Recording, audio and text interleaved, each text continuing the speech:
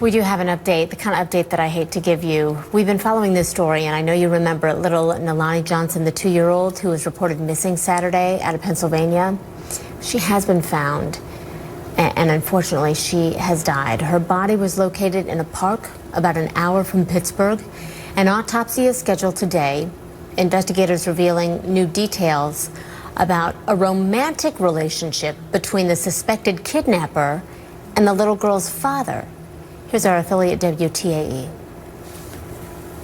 Police say these images of Sharina Nancy and her vehicle were captured at Sheetz in Murraysville about 23 minutes after investigators believe Nancy kidnapped 2-year-old Nalani Johnson from this Penn Hills intersection about 20 minutes away. Police say Nancy, Nalani, her father Paul Johnson, and a friend, Justin Rouse, came here together on Saturday to visit an acquaintance. It's believed that an argument ensued approximately 5 p.m. or so. At that point, Mr. Johnson, Mr. Rouse exited the vehicle with the intention of taking Nalani with them, and when Ms. Nancy pulled away with the child in the vehicle. Police would only say the argument was between Rouse and Nancy, not Nalani's father, who police say had a relationship with Nancy. Investigators say cell phone records tracked her movements from there. Sharina Nancy pulled away with the child in the vehicle at approximately 5 p.m. We believe shortly thereafter we have some evidence to suggest the child was still in the car, but we have Ms. Nancy in the area of the Chestnut Ridge Resort at 6 p.m. and we have her back at Rhode Eye Road at approximately 7:30 p.m. where Penn Hills stopped the vehicle. That's when they say Nancy was taken into custody, and police say she claimed Nalani's father sold her. At this point, we have nothing to corroborate or suggest that that version of events is credible.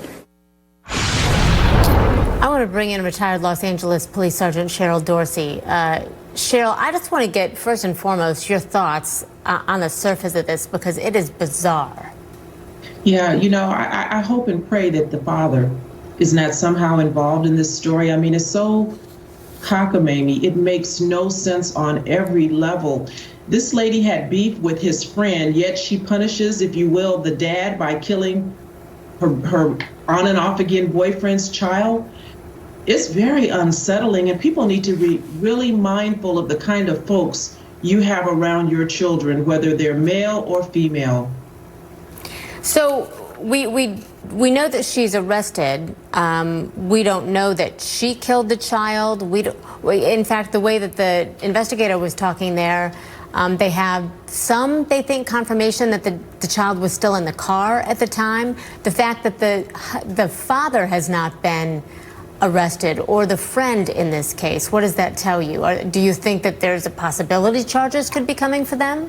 Well, I mean, sure, it's a possibility, because the officers are going to need to further develop stories. I mean, they're getting very differing stories from the dad and his friend versus what the suspect is saying. And then she implicates a third woman who she said she passed the little girl off to for $10,000. It's all very unseemly, and I wonder were there any red flags the dad should have picked up on in regards to having this woman within close proximity to his child in the first place. So where do investigators go with all of this information?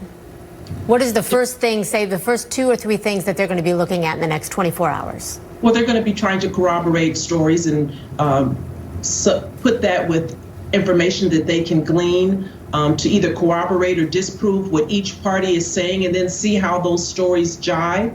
That's going to be the first course of action, is the veracity, the validity, the truthfulness of the statements that are being given, and then work from there. And then, of course, once the autopsy results come in, then we'll know exactly how this little baby died, and so that will be helpful.